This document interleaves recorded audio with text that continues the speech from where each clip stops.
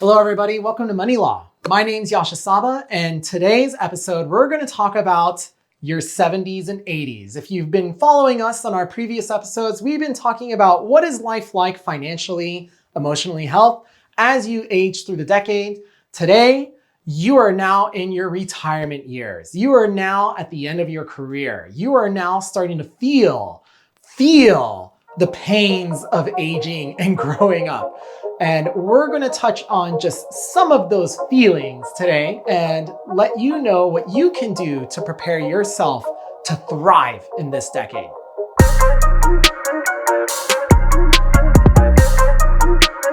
But first, before we begin, don't forget I'm a licensed attorney here in California. Any advice that I'm giving you is purely for educational purposes only. So if you plan on making any moves for yourself, financial moves, where you want to really take care of yourself and your loved ones, I highly recommend that you run that by your local attorney or financial planner in order to make sure it's the right thing to do for yourself. So your 70s is the time of true no responsibilities. You are an adult. Your kids are adult children. They should not be relying on you anymore. Maybe they are, but you can little by little push them out because this is the time for you to focus on yourself. This is the time where your career is coming to an end. You're getting ready to retire. You and your friends are just getting ready to go and tour the world, go on more cruises, downsize your life. A lot is happening. A lot of financial change is happening for you. And one thing that you've got to start doing is becoming vigilant, because there are a lot of fraudsters out there that target our elderly population around the world. And elderly people, especially people in their 70s and up, start to become susceptible to scams. So this is a time where you just need to be a little more vigilant, a little more conservative with your spending. You've got to save money. I can't tell you enough how many times I've told you on prior videos the importance of saving. By now, I'm just going to assume you have something saved. You have a nice retirement account. So what else is there for you to expect? Well, let's talk about the elephant in the room. Our bodies start to fail at the age of 70. It is not just you have sore shoulder pains in your 40s or leg pains in your 50s. Our bodies legitimately start to fail. You are probably on some kind of prescription drug at this point in your life, and you are becoming best friends with your primary care physician, right? So when that happens, your medical costs are gonna rise. Your housing costs are gonna rise. All the costs you can assume, as I would say, rule of thumb, assume every decade is going to become more expensive than the decade before for your life. The reason for that, it's not because of something you've done or what you're doing. It's just because your life is evolving. You now have no income and you need more medical attention than ever before during your lifetime. On top of that, you want to organize and simplify your life as much as possible. You're going to start to see that you will be untying some of your frozen assets. What do I mean by that? If you live in a big house because you had kids, multiple bedrooms, and now they're out of the home, you realize, I don't need this home anymore. I don't need this much space. I want to travel. I want to go out. I want to have fun. So a lot of people, what they do is they sell their homes, they sell the big home, take some of the cash out, put in a savings account, giving them more liquidity, giving them more funds to be able to slosh around if they need for their healthcare, for their vacations, for their children, what have you, and then they move into a smaller home.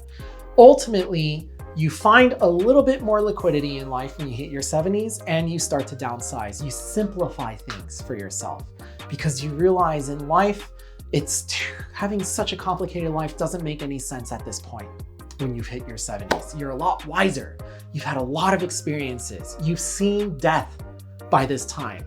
You've seen children grow up and become their own human beings, for better or for worse. Hopefully they're good people. And what's more important is you need to make sure you're taking care of not just your health, which is what I've told you you should be doing in your 60s, you should most certainly be doing now, but now your social and mental health. Make sure you're reaching out to your loved ones. Make sure you're communicating with your friends. Your adult children probably have kids by now. Their lives are so hectic, they're not reaching out with you probably as often as they should be. Don't feel bad about that. Don't feel sad about that. You've been there, but now you've got to keep yourself active socially. So one recommendation I have, this isn't meant to be a plug, but go ahead and join AARP. This is a membership program, a society of senior adults helping them find the right financial tools, the right social tools, and just keeping you educated about how to take care of yourself as you age and as your body fails. But really, when you have all of that down and you've got your savings right, this is going to be a glorious decade because you have no responsibility and you have the ultimate freedom and you're one of our elders. You have the respect of society. So get ready to live life large and being happy. But that only works when you really spent the decades taking care of yourself. So if you watch this and you haven't reached your 70s yet, this is the time to start saving and thinking that by the time I'm 70, I want to be financially free, financially independent, and financially secure. And you will not be able to rely on a career in order to have that because that is the era that you are going to be retiring. So that's it for your 70s. There's really not much to it other than making sure you're taking care of your health as well as your mental health at this point. Next episode, we're going to talk about what happens when when you're in your 80s to 100. It's not just about your finances. By then, that's already taking care of itself. It's not just about your health. It's also about who's going to be taking care of you when you can't take care of yourself.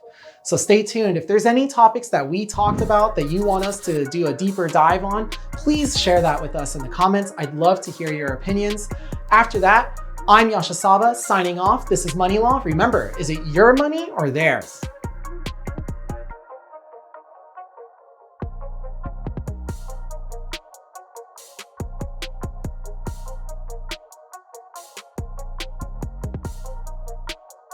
Subscribe to our channel, follow me on, We do. right?